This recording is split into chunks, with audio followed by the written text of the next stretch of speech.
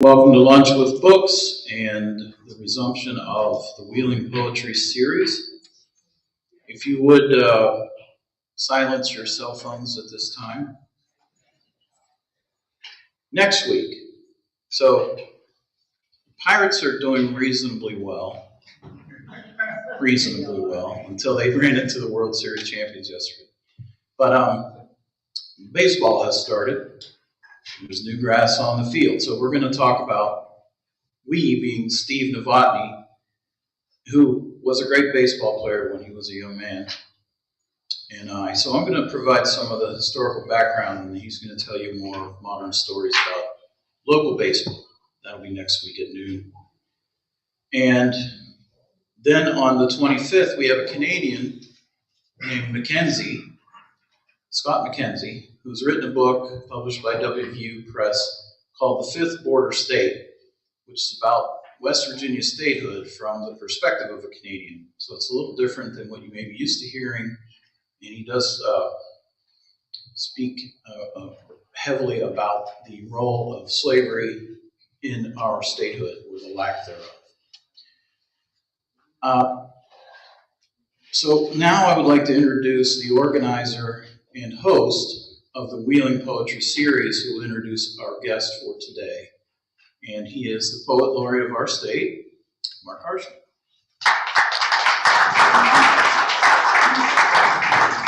Thank you, Sean. It's always a pleasure to be here. What exciting programs you have coming up. There is, as I always say, not a program in the state of West Virginia as devoted to promoting arts and culture and literature as the Lunch with Books program here at the Ohio County Public Library. Hats off to Sean and Kyle and all the other great folks here. It really is a remarkable program. And that you allow me to host the Wheeling Poetry Series here since 2015 is just a very special pleasure. And I give you thanks.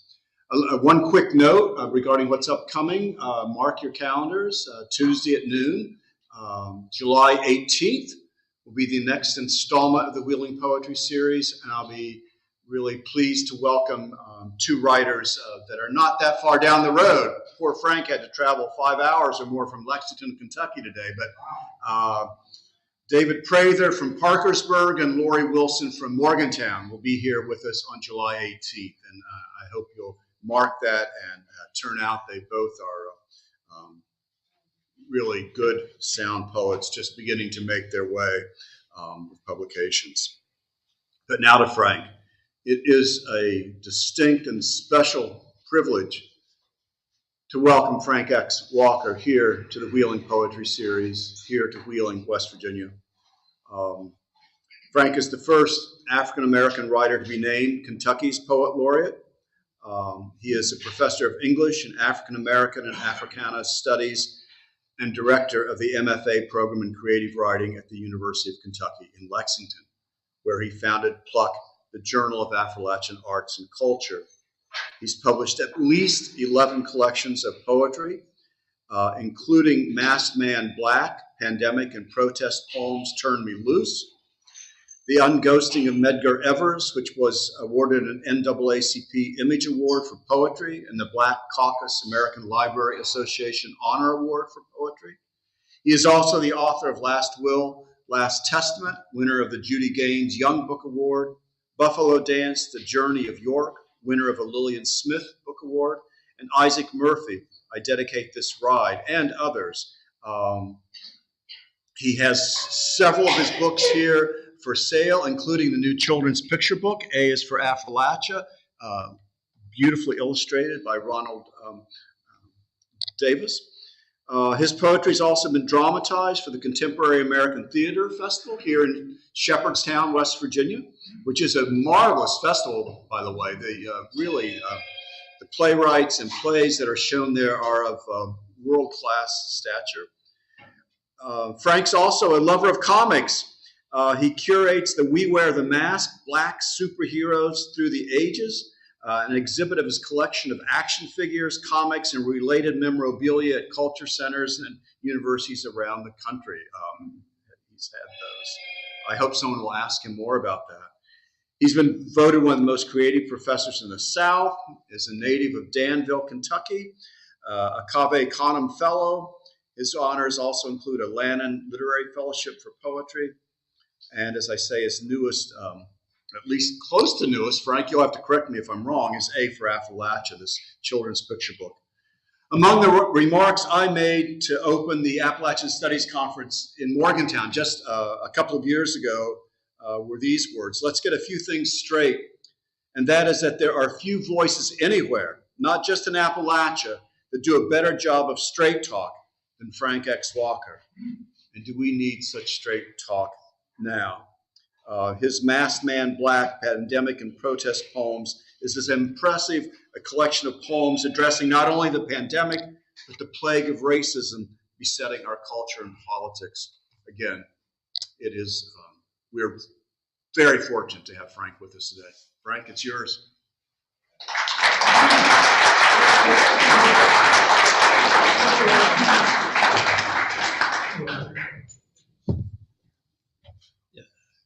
We didn't raise the bar too high. I'm just going to read some poems. That's what I do when I'm not stressed. And I hope some of what I read will connect with you. I know that. It sounds like this series is much more than just a series of reading, but it's a wonderful discussion of books. I always wonder, if I could ever plan too far in advance, but I really don't decide what to read till about 30 minutes before I arrive, because I wait to see the audience. One of the benefits of writing this long is having so much to choose from. One of the downsides is having so much to choose from. So my only hope is that at least one thing I read makes a connection with you. I'm going to try not to stare over here on the left, but I'm looking at these two beautiful heads. I have 7 sisters, and a lot of my work is about family, and those sisters show up quite prominently. And I'm one of 11 kids, so as you can imagine, like most of America, I have a lot of difficult things to write about, because most families with that many kids, they don't all make it out of the weeds cleanly. In addition to 7 sisters, I have 3 addicts in the family. And I write about that, the challenge of raising their children, while they're doing time behind bars or in rehab. So it's not all roses. People would somebody asked me at a conference once, why I didn't write more love poems. And I thought about what they were saying. And after a while, I had to try to convince them that everything I write about my family is a love poem. Mm-hmm. But sometimes that love is not the kind of thing you see on television. That romanticized notion of everything is perfect and there's nothing hard and difficult. I really believe that, my focus on family, identity, place, social justice, and history, really allowed me to stay away from the therapist's office, and not on antidepressants. I trust the page, and when I can't figure things out for myself, I try to figure it out on the page. I'm going to read poems that come out of that well that I hopefully just described for you to set kind of the tone of where this word comes from. And if you have questions at the end, we can delve into those. I'm really impressed with this microphone, by the way. Usually I'm bent over trying to be heard, but this mic is hot. We'll open up with poems from Last Will, Last Testament. An amazing synchronicity happened when my son was on the way into the world. I have a 5-year-old son, turned 5 a week ago Sunday. Put that in perspective. I'm 62 years old and I have a 5-year-old son.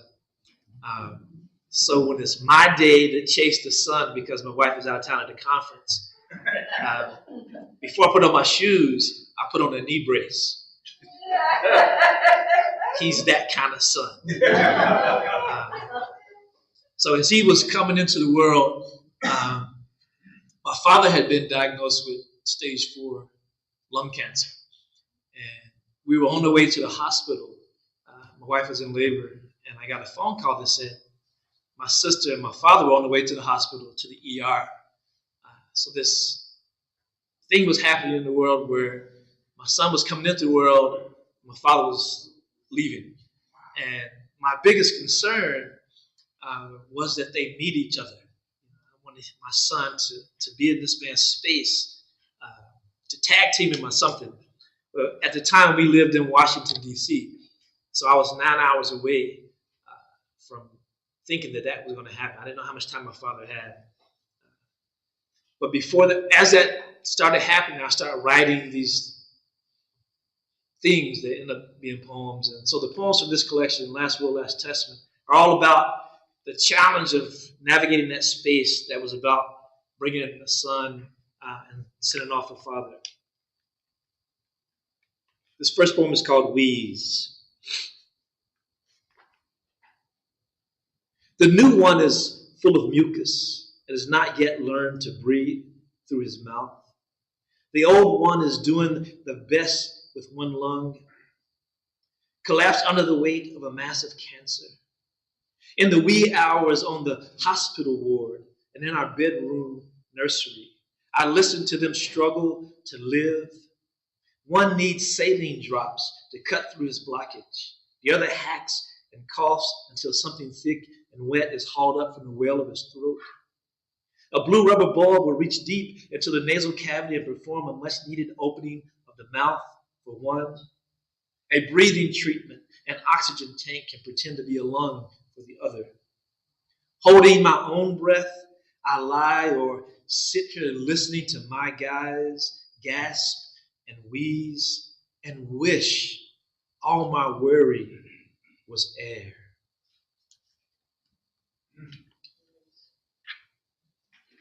This next poem is called, I don't have to define this. I love an audience where I don't have to define what hoofers mean. Catching up with 3 of us was less awkward than the slow dance the 2 of us have done for 50 years. Maybe because the music was different. Instead of the slow, heart-aching, waiting for you to say, I love you ballads that always play in that movie version of Us, the air is filled with lyrics to children's songs. You stare at a brand new grandson with a wide grin, perhaps looking for your trademark eyes and wry smile. I stare at you and imagine you're looking back at me across time, barely 2 months old, tiny hands still learning to grip, choosing to smile at dance partners by the amount of light in their eyes. We drove a long way to make sure this moment happened. I waited even longer to be sure I'd seen it before. This is, there might be some NPR fans out there. So you appreciate this title. It's called Wait, Wait, Don't Tell Me. But the second wait in this is spelled W-E-I-G-H-T. The new one is palling on the fat, encouraged by good, warm breast milk, gulped so fast he often forgets to breathe.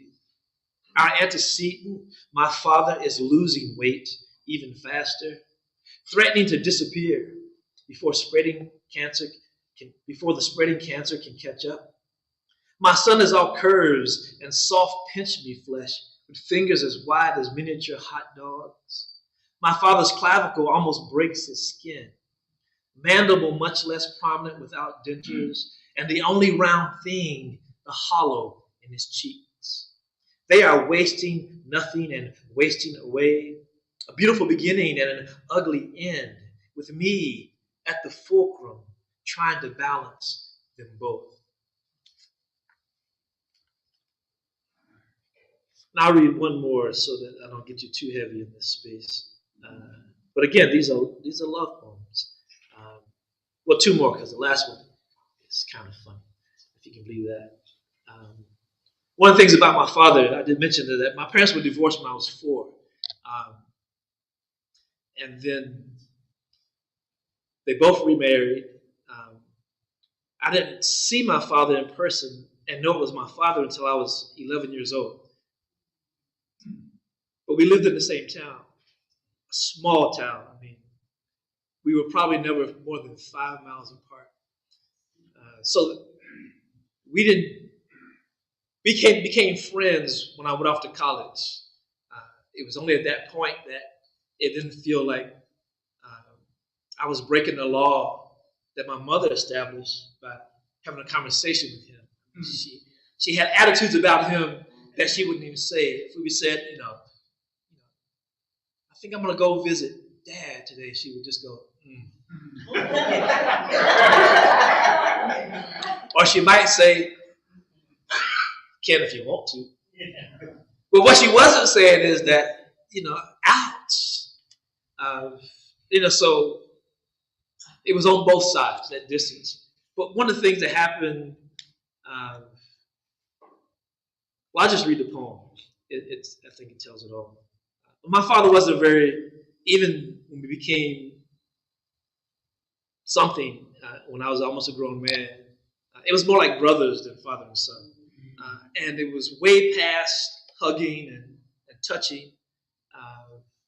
And he was uncomfortable. If you got too close, he would move.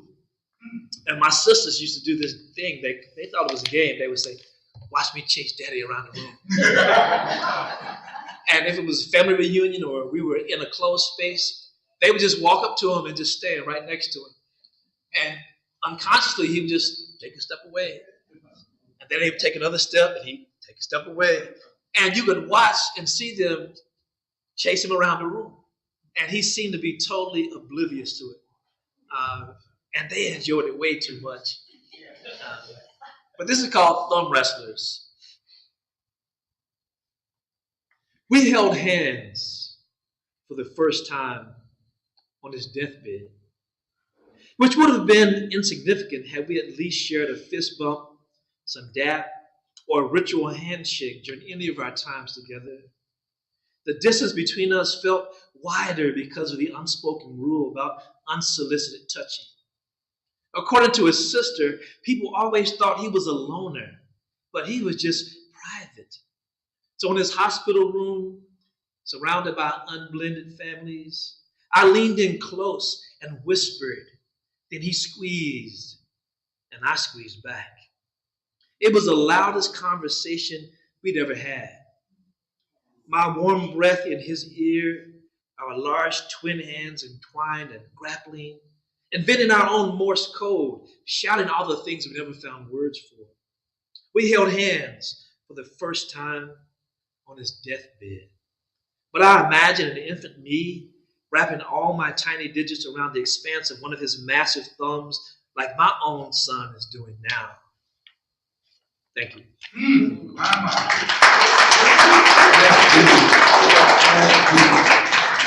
All right, here's the one that I think is funny, because you need some funny after that. You probably have heard or even sang the song Papa Was a Rolling Stone, right? But there's a line that says, all that he left was alone. And my sisters and I had a debate about, is that one word or two, alone?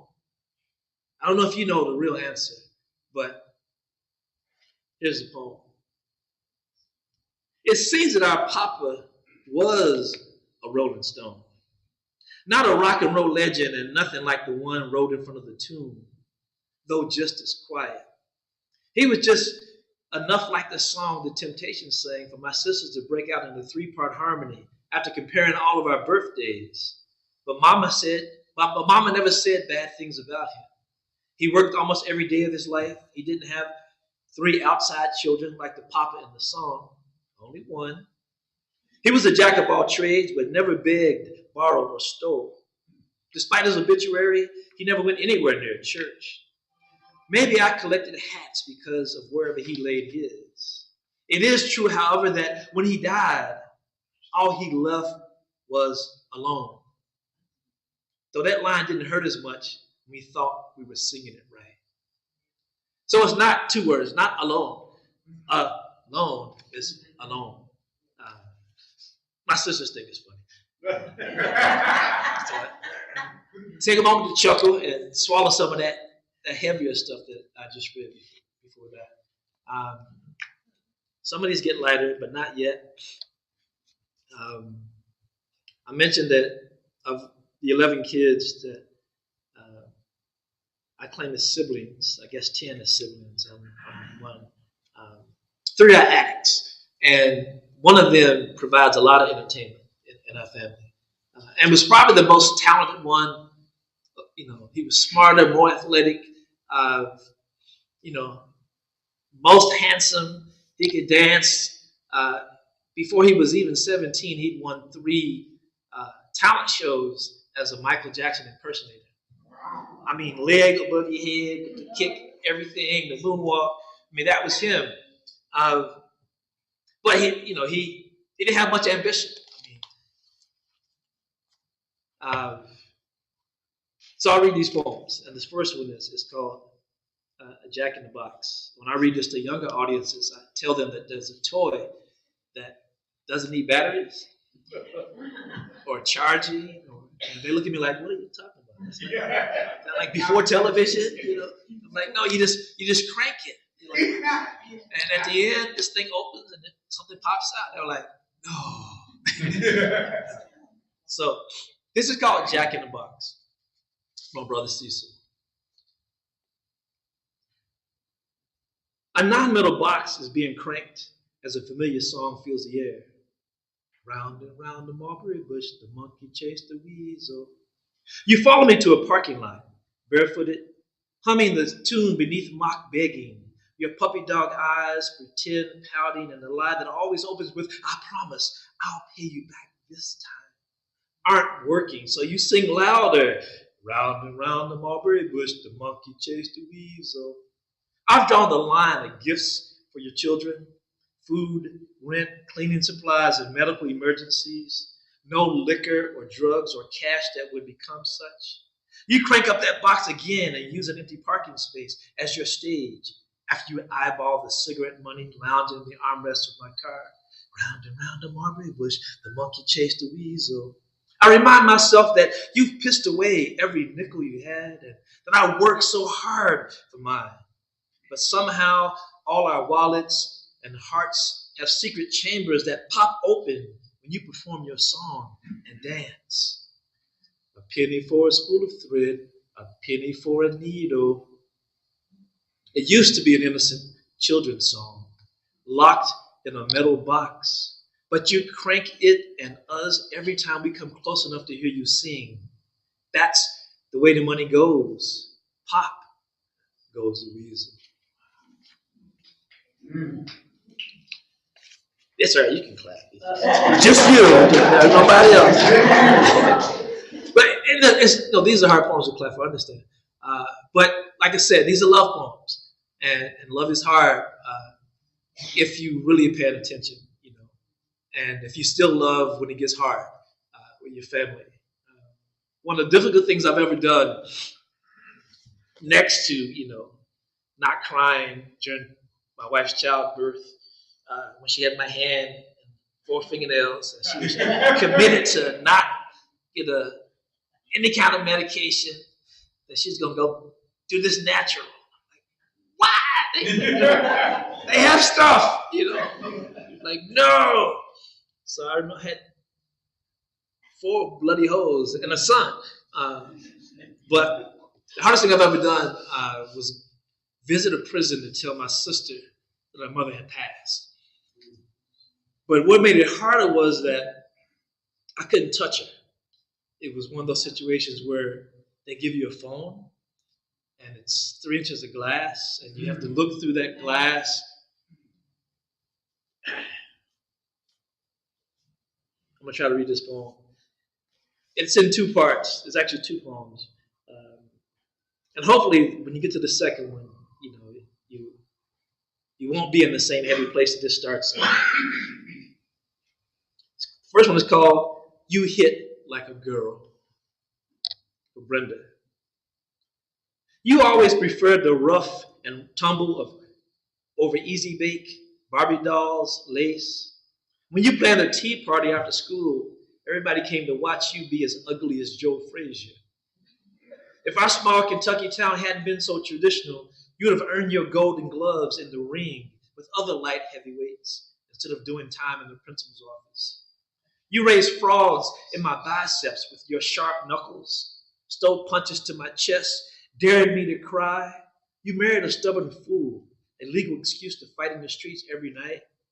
When I hold you, palms up through 3 inches of glass, your baggy orange jumpsuit framed by institutional gray, you flinch at my eyes that measure you like fists, then swing at you in slow motion down my cheeks. When I deliver the news, your knees buckle.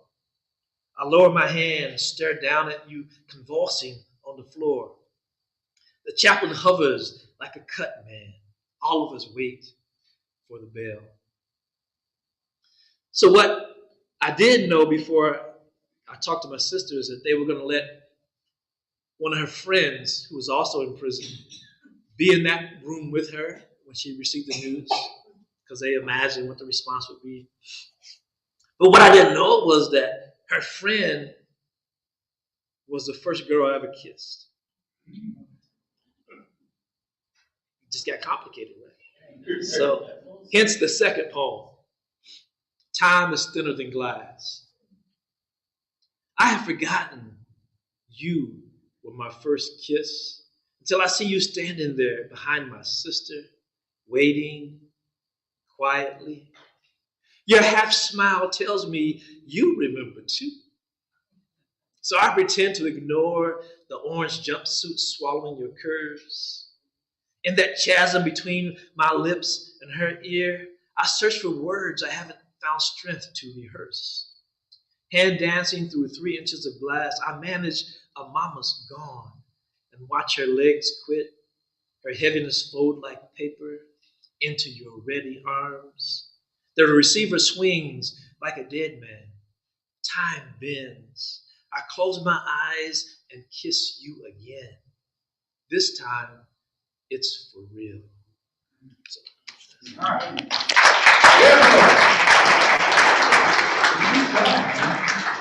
Y'all doing all right? Yeah. I'm not trying to knock you out. Just trying to give you just some poems. These are just poems. Maybe a couple more from this book, and then I'll try some new things out. I'd like to do that at readings. Here's one of the things about my parents both being gone is, almost no time passes before I realize how much they are still teaching me. Some of those memories are just packed with lessons that I never heard the first time. This time of the year, as my wife and I talk about, what are we going to plant this year?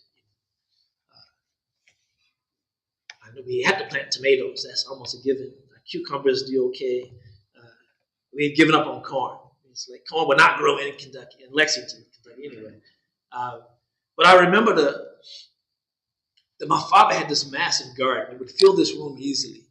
And he wouldn't let anybody else turn over the dirt in it. This was his special place. This is where he was. It turned out that I bet this was his therapy, to be in the space, to touch the dirt, to bring something out of it.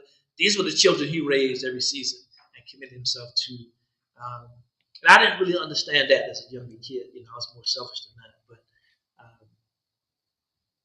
this is called Fruit Don't Fall. Someone they asked you to turn down. Hello? I picture a picture.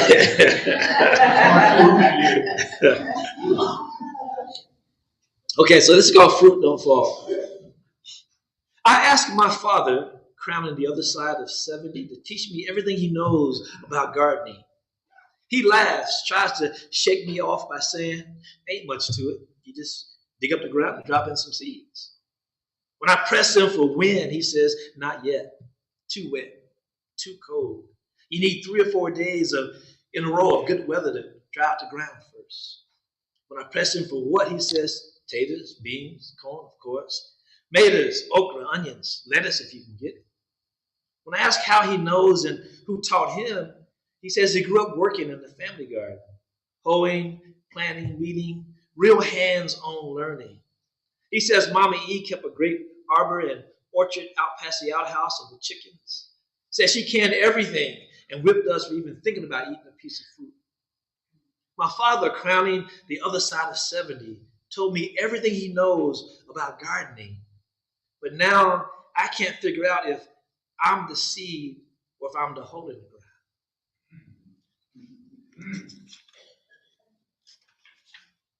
And one more from this collection.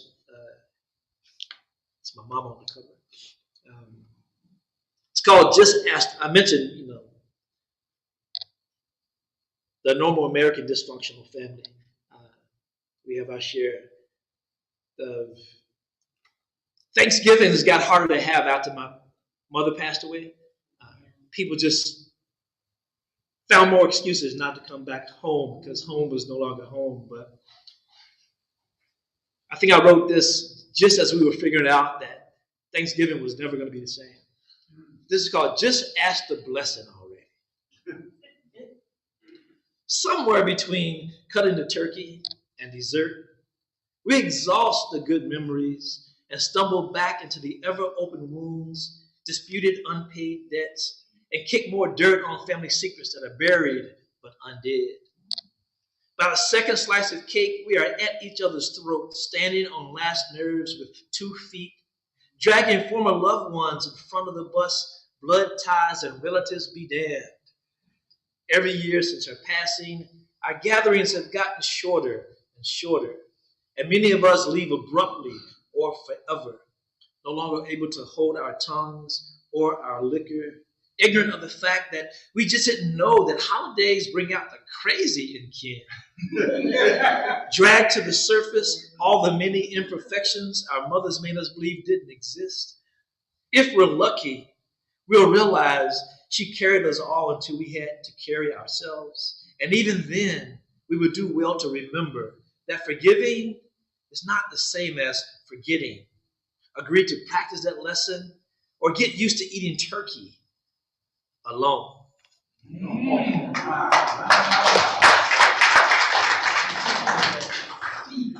All right.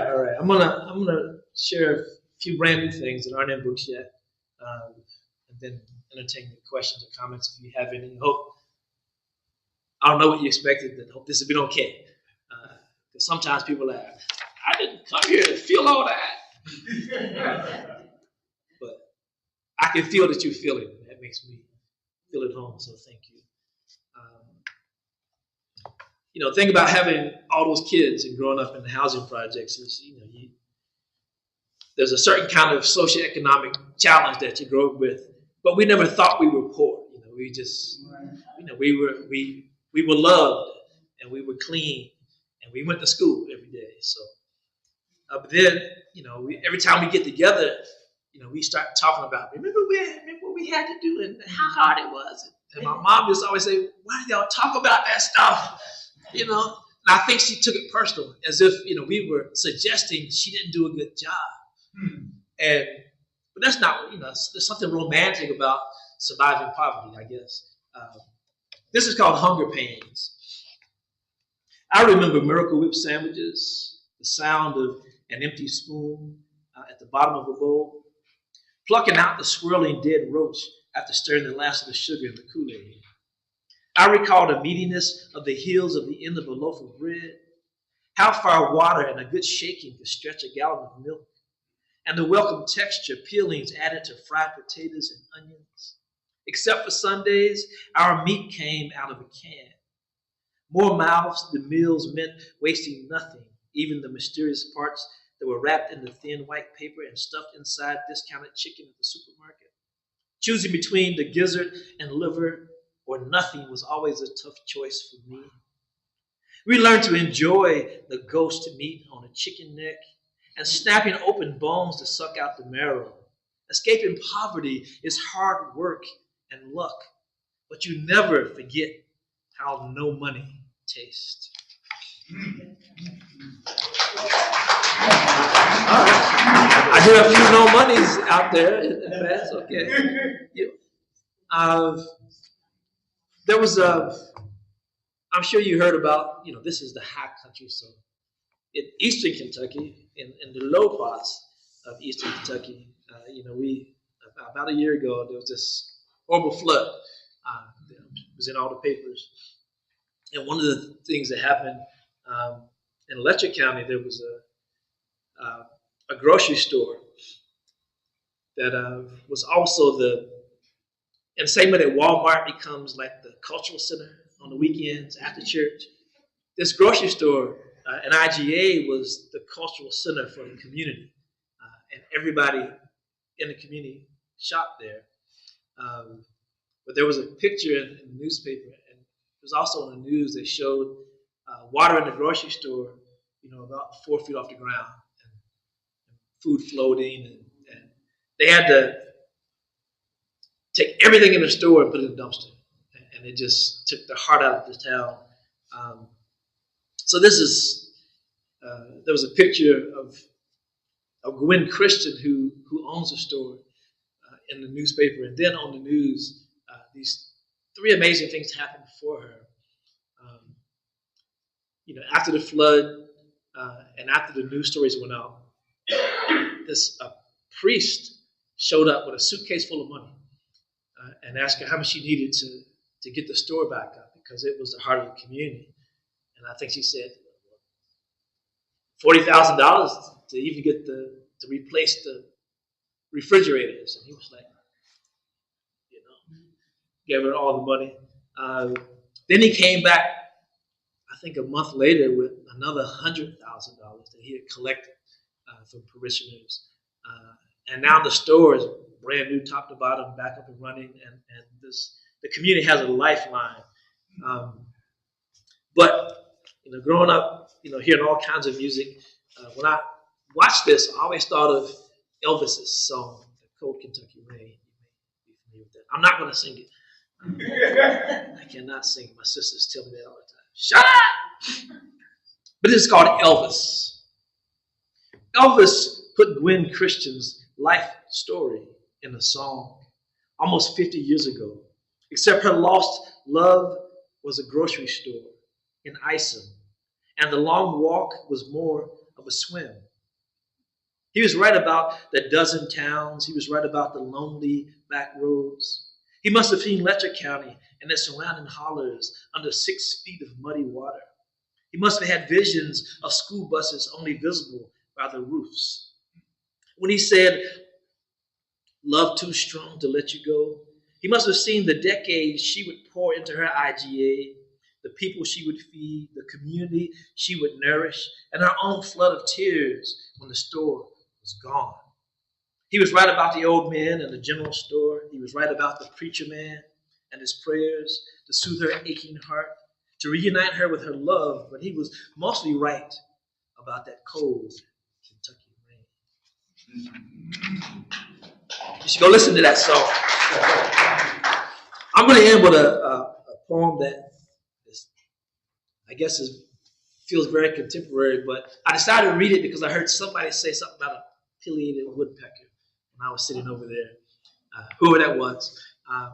Who was that? Is that person still in here? This poem is your fault.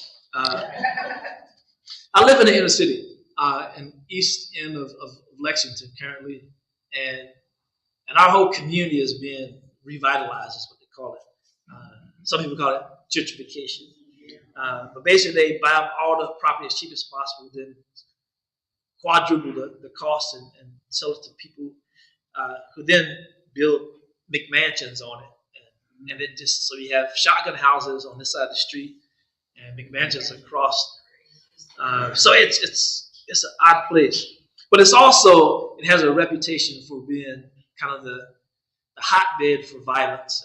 And it's like we always dread summer because every summer the number of shootings increase. And it's not a weekend if we don't hear the rat-a-tat-tat-tat, So I say all that to say this poem is about birds. COVID made us start hanging out bird feeders so we could look out the window and enjoy these birds. I started naming some of our favorites. There's a giant it was a giant blue jay that showed up. Anyway, this is called, and you are all old enough to not need explanation for this because you know who Kareem Abdul-Jabbar is. This is called Walaikum Salam. Kareem is the first name I think of as soon as he lands. The Alcindor of blue jays, extra long, athletic, and beautifully built. Feet so strong he holds sunflower seeds between his knuckles while hammering them open with his massive beak. The rooster has been calling revelers home for hours. 3 of the 6 neighborhood rabbits frolic in the alley green like teenagers trudging off to the bus stop or back from the park. Female wrens hold space with cardinals of every season. Smaller jays and woolly grackles obliged to eat from the table scraps the smaller birds have offered to the ground. It's early May. This quiet morning in the city drowns out the late night sirens, blesses us with a moment of peace. We offer prayers for this breakfast, the rat-a-tat-tat of woodpeckers instead of guns. Thank you.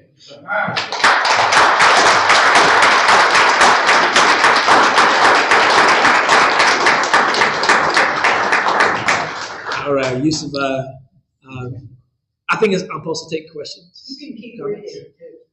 Oh, I can keep reading. There's a. I wonder if you can explain the story behind Affrilachian in your dictionary and how that term came to be coined. And also, there was a poem in Appalachia, Little Kings, that really hit me and where that poem came from.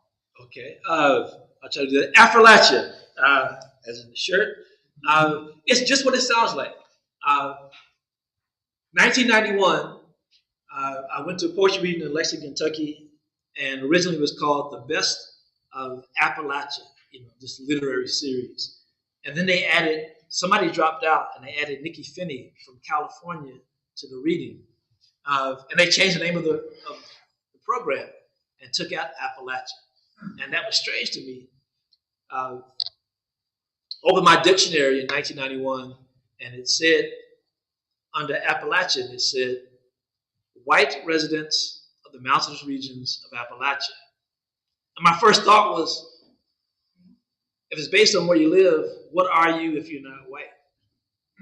So in that poem, I got into the poem that night that I was trying to figure out, thought about all the things that my family had in common with people who were considered Appalachian, and the people who lived in the same space but were not considered Appalachian. Based on the dictionary, food, oral tradition, music, sitting on the front porch, commitment to family, appreciation for spirits, and religion. And I was like, it made no sense. So in the end of that poem, I used the word Affrilachia for the first time. I was part of a writing group at the time, and we ended up, the same night I shared that poem with the group, we decided to name ourselves the Affrilachian Poets. And that was more than 30 years ago. Still out there, alive, doing things, being busy, writing. In 2005, the Oxford American Dictionary added Affrilachia to the dictionary. I didn't know it at the time. I had a brand new Macintosh computer from work, and I just typed in Affrilachia, and usually when you put in a wrong word, it corrects it. And it didn't correct it. So I clicked on it, and I clicked definition, and a definition popped up, and I was like, oh, it's like witchcraft. And there was a definition in the dictionary, and I called my editor who didn't know it either. And she called Chicago. She called the dictionary company and found the editor who was responsible for new words, and they talked about the process of adding new words to the dictionary. Had become popular and used around the region in such a way that they had to add it. It become a real word on its own. Nothing I did. And so even, after my first book was called Affrilachian, I think it's over there somewhere. 13 books ago. I write about a lot of stuff. I write about, half of my books are about the stuff you just heard, about my family and that dysfunction, the challenge of loving them and being in love, now raising kids. that'll be all the stuff I read today that's not in the book will come out this fall. Next year, I have a book about the Civil War that comes out, because half the books are published are about history. And the Civil War book deals with U.S. colored troops in Kentucky and their impact on the Civil War. People think about Civil War in Kentucky and think Kentucky was neutral. There's no story there. But what they don't hear in that summary is that over 23,000 African-American men joined the Union Army. Not because they wanted to fight necessarily, because, when you join, all your children, your wife, and your mother became free. So in the span of one summer, almost 15,000 men joined the Union Army so they could have freedom, because enslavement had been, struck down everywhere else except the states who were neutral. Kentucky was one, Maryland and Delaware. So if you could get across the Ohio River, you could get to freedom. But if you were stuck in Kentucky, you could sign your name or an X and get that freedom, not just for you, but for your family immediately. And if you survived the war, you can get $100 per year. So they could take that $300 after 3 years of service, buy land and build a house, and start a life. So compare that to enslavement. That's going to be a long line, right? And so Kentucky ended up being the second largest contributor to Union soldiers who were African American in the Civil War. So they figured prominently in what some people consider a victory. But I think the Civil War is still being fought. And there's so much happening politically, if you understand what happened during post-Reconstruction, not necessarily Reconstruction, but post-Reconstruction. And what's happening now, it feels like the same thing is happening. The same kinds of political moves, the same kind of rhetoric, the same kind of anger, same kind of division and anger. It feels like it's 1871. But I'm not a politician. I'm just a poet. So I just write about it. The poem you asked about, Little Kings, it's a poem about Dr. King, but it tries to imagine if a young Dr. King had been exposed to rap music and took all his rhetorical skills, instead of being an evangelist, that he chose to be a rapper. And it uses some of the language, and it's kind of dated now because it references a couple of songs that, in 2020, 23 years ago, would have been like hit songs. And now I read that to young people, they go, now who, what? So yes, that's the short answer. Other questions, comments? Yes, in the back. When and how did you know you wanted to be a poet? I don't want to be a poet. So I can't really answer that. When I grow up, I want to be a filmmaker. Filmmaking has always been expensive. I teach film at UK as well, but final exam, my students have to make a 10-minute film on their cell phone and edit it, and they have to do it with a $0 budget. It's increased, and they do it, and they make these beautiful, amazing 10-minute narratives. I always wanted to be a writer / artist. I'm also a visual artist, but poetry for me, I say I write poetry because I can't afford a therapist. But I think every family has somebody who's the family historian or the truth teller. And I drew the short straw, So I'm destined to have to tell these stories over and over again, same stories it seems. I've been struggling with a novel. I have an 80-something page novel that I've been rewriting. I think I'm on my 10th revision. But in between the revisions, I'm always still writing poetry. The poetry, I can write a poem in my head driving to Wheeling, and then sometimes I have to pull over to rest stop before I forget it all. Like this morning, could have been late, but I wrote quick. So I don't think of myself as a poet. I'm okay with writer. I'm more committed to teaching than writing. I think I'm a better teacher than writer. I also know that the health insurance that my family enjoys doesn't come because of poetry. The one thing that's been humbling to me as a poet is publishing this children's book that came out in February the 20th. Between now and February 20th, I've sold more children's books than the last 5 years and 5 books of poetry.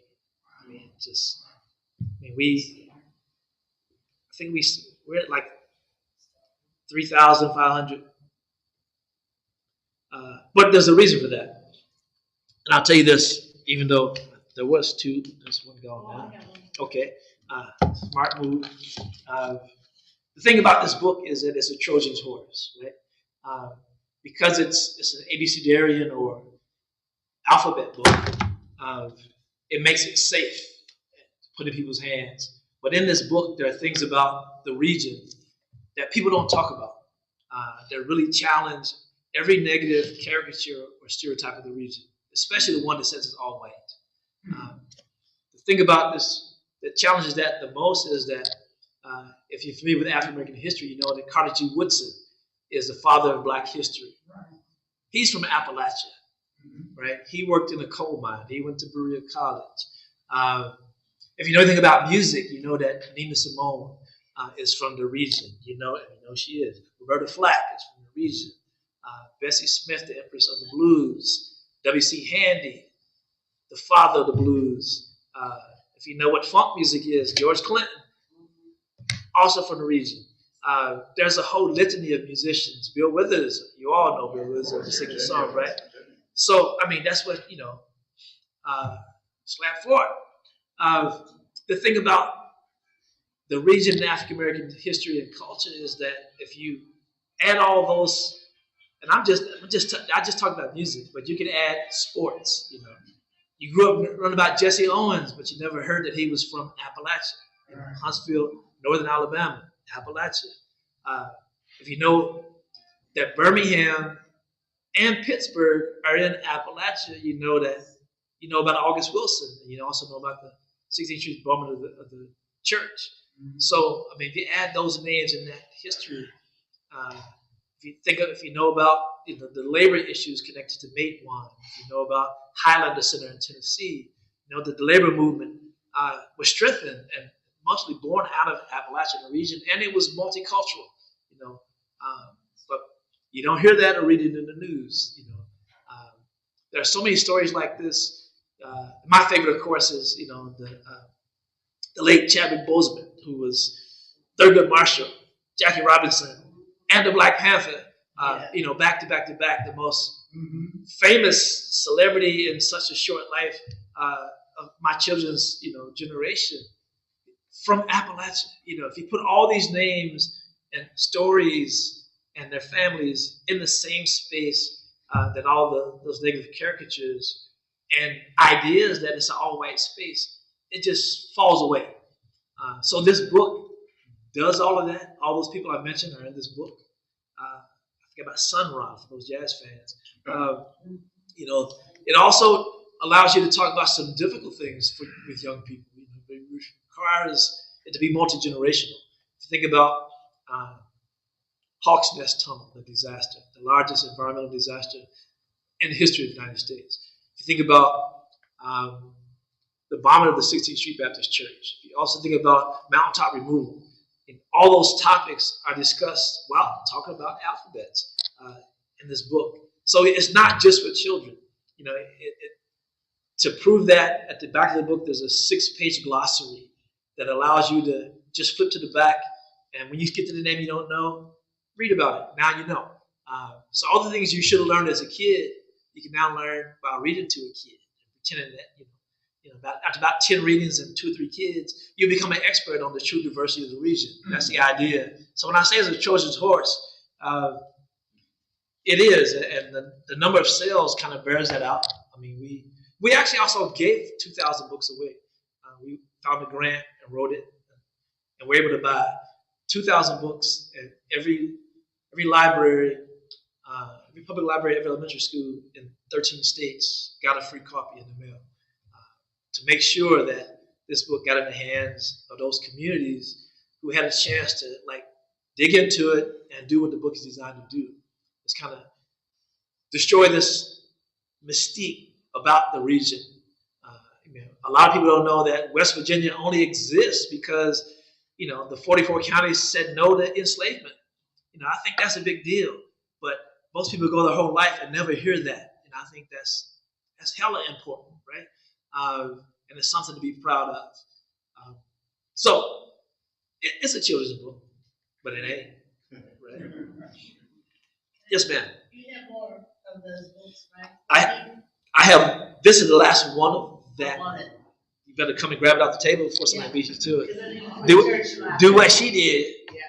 Hey, Marlon, can you hold that book up one second? What's Wheeling? Or W? Wheeling is in there. Wheeling, however you pronounce it. I'm from Kentucky.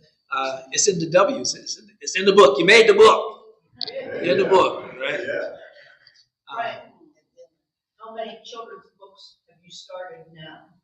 No, this is it. I don't need to do anymore. I can retire. This is doing so well. Also, I want to tell you, your poetry touched on a lot of memories when you were reading them. So I appreciate, I know you're not a poetry say, but you touched on much memories. So thank you. Thank you. And I hope everybody, heard at least one connection.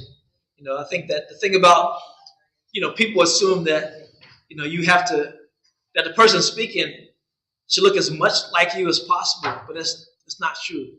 What makes us human is that we all have the same emotions, and we all experience similar challenges, and how we overcome them really shape who we are, who we become as adults. Everything that we experience as children, shape us into the adults that we become eventually.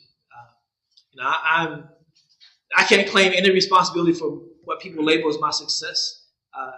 I'm what my mother was trying to build and create. She was a Pentecostal minister for 22 years. We had Bible study before we got on the school bus in the morning. I grew up in a football town that has grown to value the arts and culture as much as they value football. So before you get to the sign that says Titletown, because we've won, I think, 16 state championships in football, before you get to that sign, there's a bigger sign that says Danville, Kentucky, home of Frank X. Walker, Poet Laureate of Kentucky, 2013, 2014. So that's my town, Danville. But when I go to Thanksgiving, my nephews all pull out their rings, and they tap on the table and they say, "Uncle, where's yours?" We lost in the semifinals. I didn't get it. Other questions, comments? Let's hand it very back. Yes. I noticed a lot of your poetry stuff comes from your family. Do they know how big a part of your art they are a part of, I guess? And do they have any thoughts or feelings about it? I can tell you two anecdotes. My sister Wanda, who passed 2 years ago, she had every copy of all the books that had come out before she passed, but they had never been opened. Like if you go to her house, even if I visit, and if I try to pick it up, she would say, "Oh, be careful," and then she moved it away. To her, the book itself was an art object. And there was nothing, no meat inside of it. It was a book, and the book was the thing. Now my brother, he's the most talented one in the family. The Jack in the Box was about him. He thinks all the books, every page, are about him. Right? And he's always pressing me for his royalty. Like, all you do is write about me. Like, where's my check? There's no money in poetry, but nobody, when I was inducted as a state poet laureate, on the front row, right next to the governor, I had 4 sisters, about 5 nephews in those first 2 rows, and their spouses. And then when they introduced me, there's this roar in the rotunda, so there are levels. And there was only seating for about this many people. And my family had almost like a wedding. We had this side. But they introduced me, and this roar went up and just filled the whole atrium. And my high school had sent 2 busloads. They let school out. And they were all on the 2nd and 3rd tier, like hanging over the edge. And I started crying. I was like, ah. But yeah, they know. And you know, I believe they're all proud, you know, even the ones who don't read, who hate books. Because these are the same people that when we were growing up, when we had our Christmas exchange, they would say, oh, I wonder what this is. It was always a book. I wonder who this is from. And they made fun of the fact that I only gave books to them. And they hated it as kids, right? You know, even into, 20s and 30s, like, you know, another book? How about something for the kitchen? Or like, just books. That's what I do. But I think their kids have a higher appreciation for it. Because to me, I was just brother, you know, and I did this stuff I wrote, scribbled in books, but they didn't read poetry, didn't enjoy it. Nobody even came close. My older sister and my mother, both of them now passed on, probably the biggest fans in the world, you know, of poetry and books. And for them, I could do no wrong. My mother would call me when I was working on a book project, and she would say, I wrote a book, 3 books about Lewis and Clark, but they're about Lewis and Clark in York. York is African-American manservant who traveled with Lewis and Clark on an expedition. You might have heard that it was just Lewis and Clark. It was 42 people, right? But Lewis and Clark get all the credit. So when I was writing the York poems, my mom would call me at 7 o'clock in the morning because she knew I'd get up at 4:30 to start writing. And at 7, I had to stop and start getting ready for work. I'd be working at 8. And she would call at 7 and say, not good morning, not how you doing. She would say, did York say anything new today? And I would say, yeah, I got a couple. And she said, read them. And I would read the poem to her, and she would say, read it again. And then she'd say, and then hang up. She would ask me about my day. She only wanted to know about that new poem. And we loved that process. And when the book was finally finished, Ed Hamilton, who's a sculptor who is the only African-American with a statue, public art statue on the Mall of Washington, D.C., had just finished a statue in Louisville, Kentucky on the river for 9-foot-tall bronze York. And they had the unveiling at which I read some of these York poems. And they had it covered with a black cloth. And the wind had picked up, and it kind of raised it up.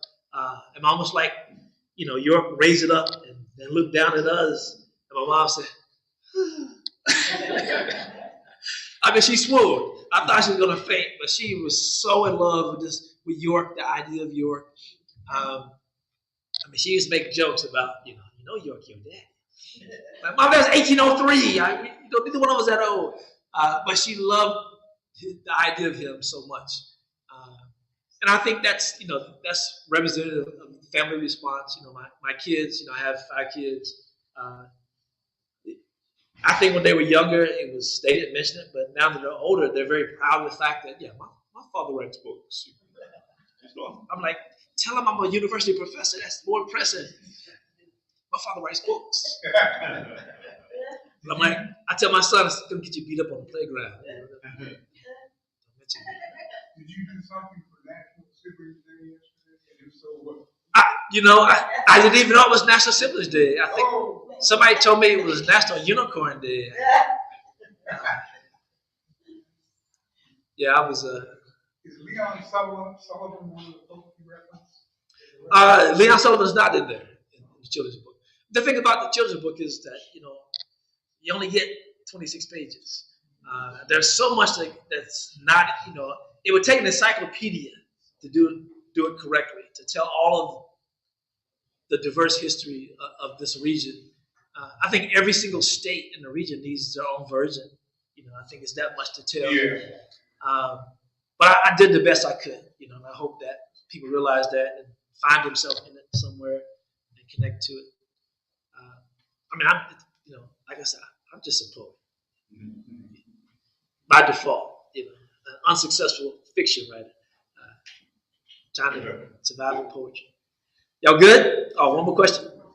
Where did you come with the 11 kids? Were you I'm second out of the oven. Second. So I'm now the oldest surviving because my older sister passed away, but I was the second one. And we were all stretched up children. I don't know how she did it. Yes, I do. I know how she did it. It's called Catholicism, no birth control. Yeah, but yeah, there's a bunch of us. Bunch of us. Y'all good? Oh. Just want to comment, and I love the way today that you sandwiched each poetry piece. But beforehand, kind of gave us a little story. But the poem didn't repeat the story. They came together, but I really like that, the way that you presented that, and it was exciting to hear that, but it was great. Well, thank you for that. I you know, try to give some context, you know, because I think, you know, you don't get the advantage of comes to a live reading versus just reading a book is that you get that stuff, that extra behind the scenes stuff is always more interesting. And I like people to know, you know, where this poem came from, you know, why I wrote it in the first place, you know, what it's connected to. And for me, it makes it, you know, it's like, you know, you got the VIP seat, you know, because I know where it's coming from. Y'all don't know, but so thank you for listening. And what size hat is that? Be careful where you lay that down. All right, thank you guys.